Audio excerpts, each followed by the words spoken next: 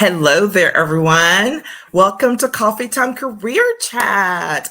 My name is Patricia Hayes. If you're joining for the first time, welcome. I am an executive advisor, career empowerment coach, and authentic networking strategist.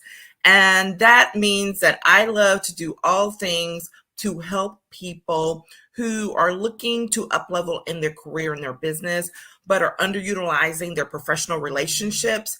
And so I help them figure out how to make that happen, how to do it in an empowered way, and to put their best foot forward as they're, leaning into achieving their goals and their dreams. So thank you so much for joining. Sometimes on Wednesdays, I've been doing a little insert where maybe I don't have an interview schedule. So we go back to our old schedule, which we're going to do today, because apparently I struck a nerve on Monday where we were talking about 3 strategies to overcoming your reconnection fears. And I kind of threw out there some reconnection fears, and then I started talking about the strategies. Well, my goodness, apparently I did not spend enough time on the actual reconnection fears because I got feedback on that part. So I decided, you know what, let's go on back, take a little step back. Let's talk about those things and how we can, call out our reconnection fears with love, of course. So we're going to take a little jaunt through that here today, so that we can, come full circle when we're talking about building those relationships, pursuing our higher goals, the need to connect with people or reconnect with people. It is very, very common to hit a wall where you're like, I can't do that because, or, whatever those reasons are, right? And so we're going to talk about those because very obviously they're very much based in limiting beliefs, and there's something that's causing you to do that. So we're going to take a few quick moments here to talk about that, let that simmer so that you can put those two things together and go back and watch the previous session. And now hopefully we'll have a really full and complete picture. We just kind of go with the flow here, and I'm all about making sure to dig deeper when it's needed and necessary so that we can cover all of our bases. Okay. So when we're talking about the 3 biggest reconnection fears, I laid out 3. There's way more, I'm sure, but these are the ones that are the most common, that when someone says, well, I can't, or I don't think that's possible, because these are the things that are normally coming up. So especially when I'm coaching people in my one-on-one sessions, or if I'm in a group and something comes across, these are the things that I hear the most often, for reasons why someone can't, or they say they don't believe that they can reconnect with someone in their professional relationship network. Okay. Number 1 is this feeling of not being worthy, right? And what does that mean? Well, worthiness is about being enough. So you're feeling like you're not enough in order to engage with with a person or a group or whatever. What does that look like? So perfect example. Let's say that, there's a project you're working on. There's this person who you really would be like, oh, that would be my dream person to connect with. But, either let's say they're higher up in the company, or there's some well-known speaker or a leader in the community that you don't think or believe that they will want to give you the time of day because you're not, quote, at their level. And that is about not being enough, right? That is absolutely an embedded limiting belief where you're like, you just decide you've cut off an opportunity, a really great opportunity perhaps, just because, or not to belittle it, but because there's this feeling of I'm not enough, therefore that person's not going to want to engage with me. And we're going to talk about, before we get through, how you can, some other ways to help get rid of those limiting beliefs, right? But when we're talking about that worthiness piece, it's really important to think about, where's that coming from? Like there's always a story behind it. Each one of these things, there's always a story about it. So I encourage you to go take a look at that. Sit down, that reflection time, that journaling time. What is coming up for you? Because normally it's not about the thing that's actually happening. It's about something else that happened in the past, right? Maybe there's a confidence issue. Maybe there's something where, you're just kind of like, oh, I don't think I can, I don't have enough credentials, all of those things. When those issues come up of I don't have enough credentials, I don't have the right degree, I don't have the right job, I don't have the right position, I'm not in that right space, then that is about, being enough and how you are valuing who you are, because these people haven't told you that, right?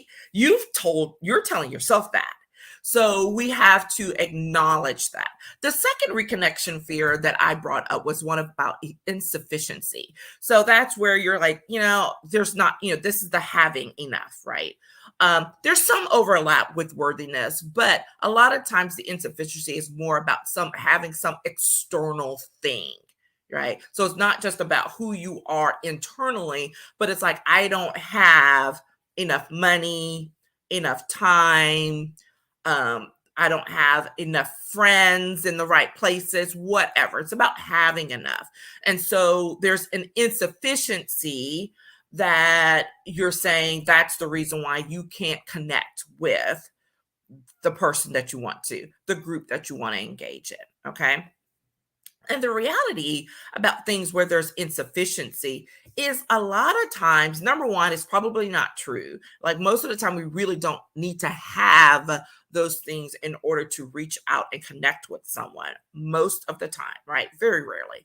And the second thing is sometimes maybe it is, maybe there's something you do need to have in order to connect with someone or to get to it, but it can be something very simple, right? Maybe it's just literally calling someone else in our network to say, hey, can you get me connected to that person? So maybe you don't have a direct access to that person, that group, that thing, but you know someone who does. And so it's about asking. And a lot of times we're uncomfortable asking for help, right? Or because it seems to imply that that you're not enough, that you're lacking in some way. You see how these things start circling back around, right? Start spiraling out. The third reconnection fear that I mentioned and brought up is a rejection. Plain and simple. There's not a whole lot else to add to that. It's bottom line. I'm afraid that if I reach out, that they're not going to respond, that they're going to tell me no, that that is just not going to be a good situation. And that again is us bringing in a story that we're telling ourselves as justification for not taking the action that could give us a different result. Okay? So when we're talking about that, what I want you to remember is those are the stories that are going off in our head. And I always, excuse me, like to mention, we have to get negative Nelly out of our head because she shows up all the time and starts chitter chattering in our heads, saying a whole bunch of negative things, being unnecessary, right? And telling us basically a bunch of lies, or at best, at the minimum, untruths, right? Half truths. So we have to step back from that and look at what's really going on and what is a common thread for all three of these. Again, there could be multiple things, but here is the most common thread that ends up feeding all of these. And that is this issue of comparitis, right? We're comparing ourselves to someone, something, to how we think something's supposed to be. And so we're afraid, well, no, I can't do that because my situation doesn't look like that. It's that comparing syndrome. And we really want to make sure that we are aware of that. So when we're looking at ways to rid ourselves of those limiting beliefs, one of the first things we have to do is acknowledge the elephant in the room. And that's why I said calling out what it is we're doing, saying, thinking, believing. And it doesn't have to be, again, this is not about self-judgment or being ugly with ourselves in any way, but very much about saying, wait, where did that thought come from? And what is that based in?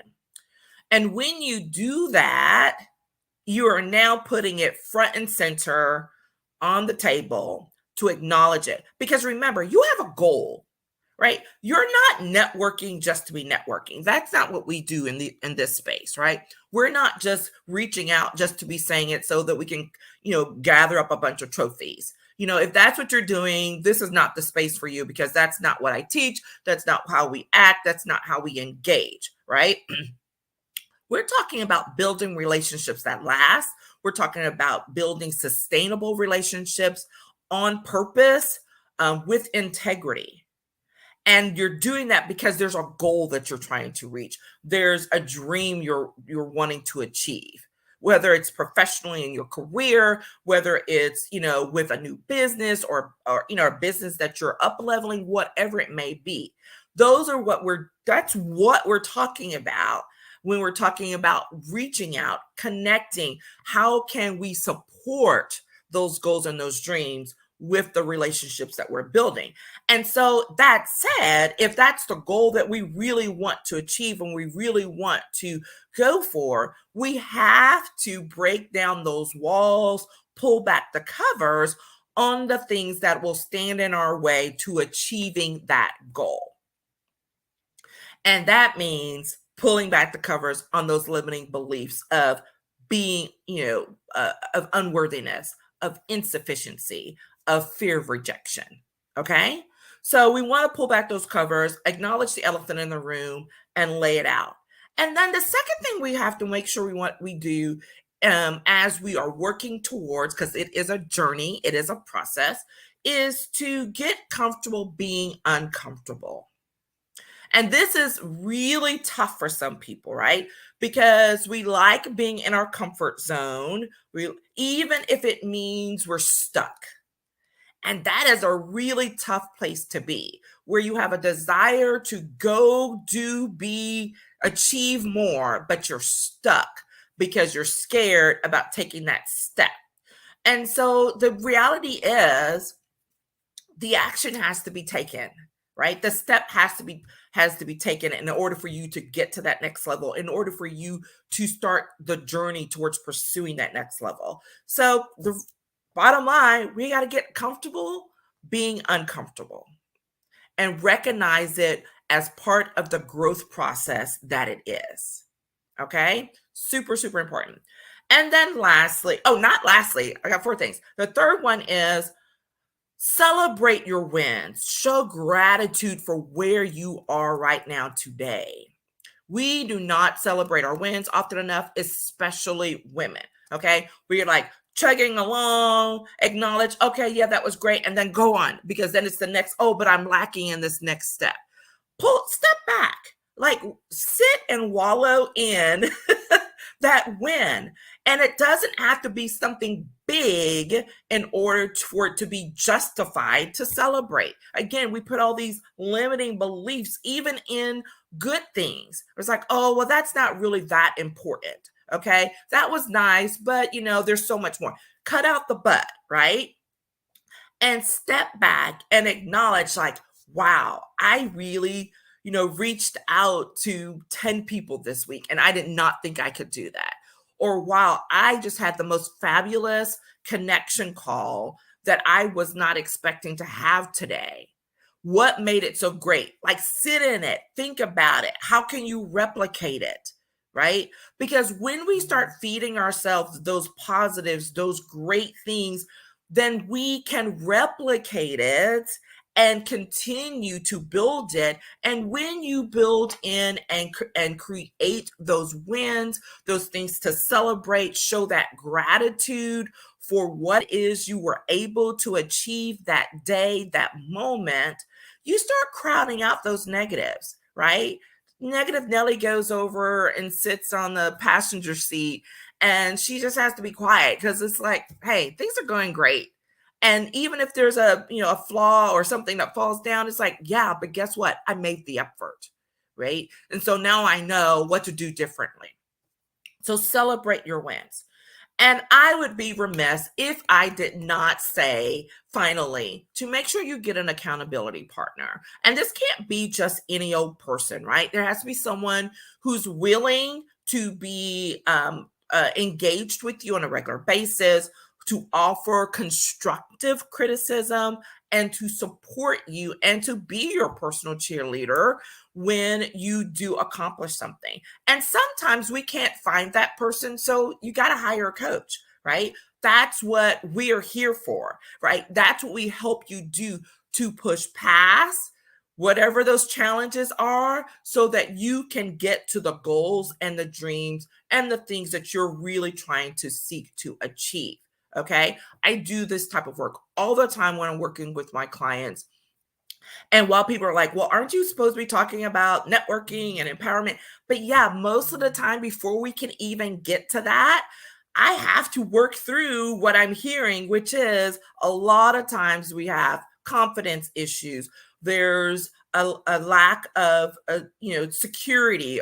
There are these worthiness issues. There's a fear of rejection. There are other things that basically amount to some limiting beliefs that we have to address in order to scrub and lay a good foundation so that we can build and achieve the goals that they're really seeking to go after. Okay.